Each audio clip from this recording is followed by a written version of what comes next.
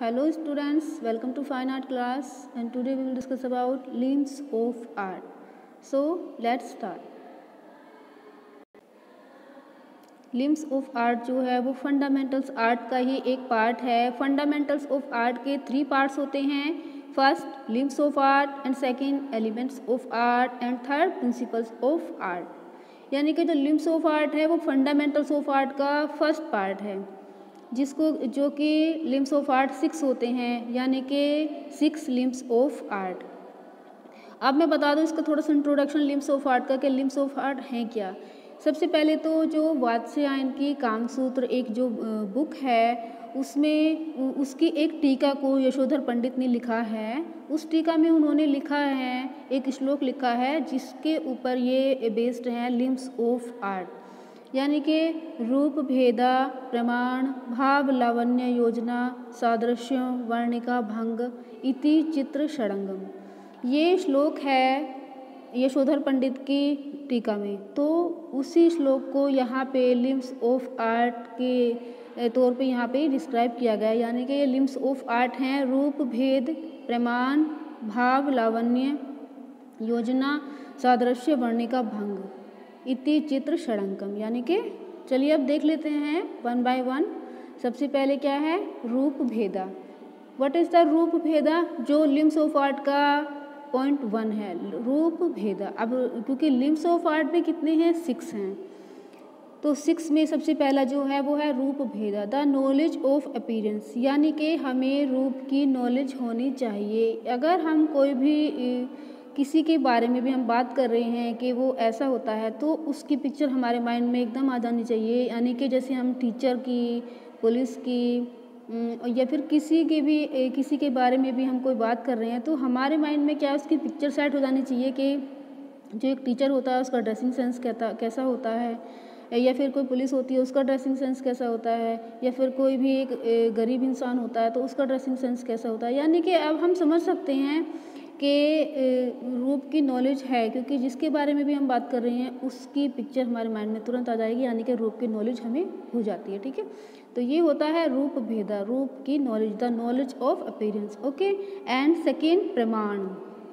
अब प्रमाण क्या होता है, करेक्ट मेजरमेंट एंड स्ट्रक्चर, यानी कि करेक्ट मेजरमेंट।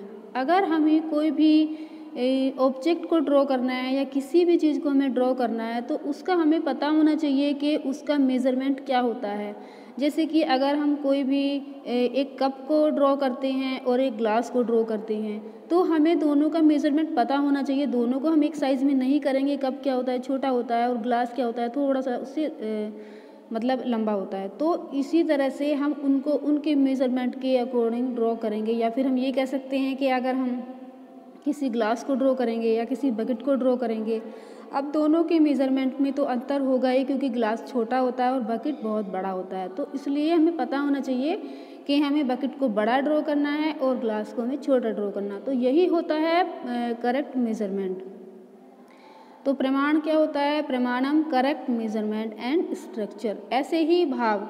अब भाव जैसे कि ये लिम्स ऑफ आर्ट का ये थर्ड पार्ट है, यानी कि भाव expression, action of feeling and forms, यानी कि जो जिसमें हमें फीलिंग दिखानी होती है। जैसे कि अगर हम कोई पेंटिंग बना रहे हैं तो उसमें क्या है, उस पेंटिंग में एक्सप्रेशन डालना बहुत ज़रूरी होता है, यानी कि उसके भाव हमें पता होना चाहिए। अगर हमने कोई पेंटिंग बनाई है तो उसमें क्या फीलिंग शो हम करना चाह रहे हैं, जो देखने वाले तक आसानी से पहुंच सके, क्योंकि हर एक पेंटिंग की एक एक्सप्रेशन होना बहुत ज़रूरी है उसके अंदर, तभी देखने वाला उसमें समझ पाएगा कि वो पेंटिंग कहना क्या चाह रही है। ठीक है, तो ऐसे ये होता है, भाव होता है action of feeling and forms.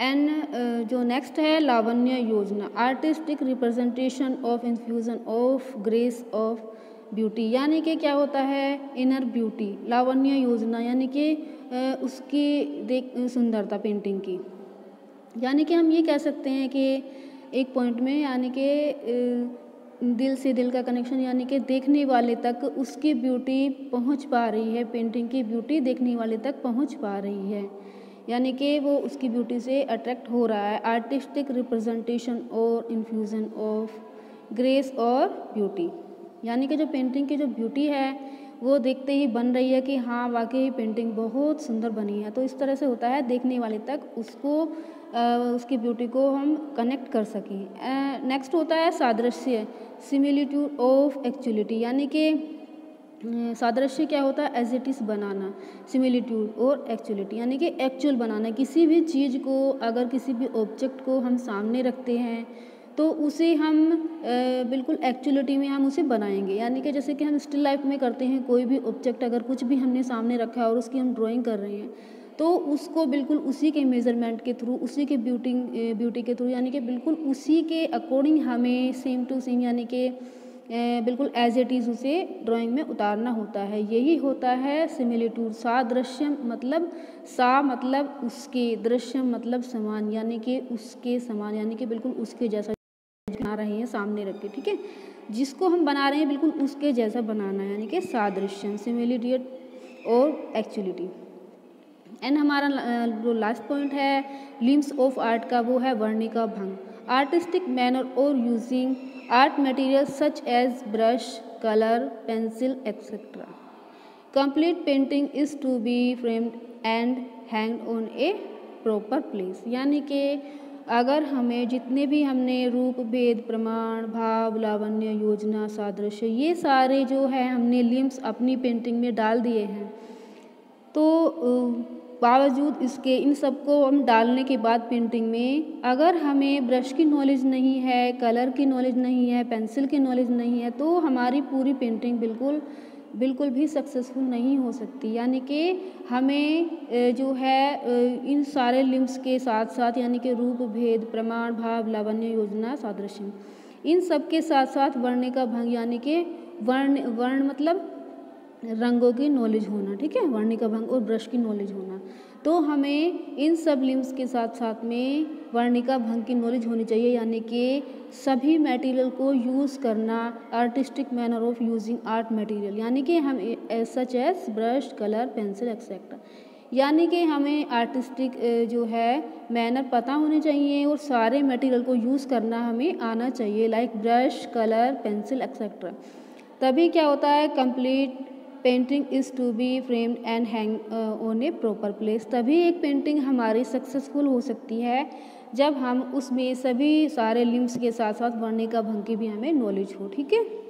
तो ये होते हैं हमारे लिम्स ऑफ आर्ट, यानी कि अब हम इनसे जो हिंदी में हम बोलते हैं इन्हें चित्रकला के षडांग, यानी कि षडांग।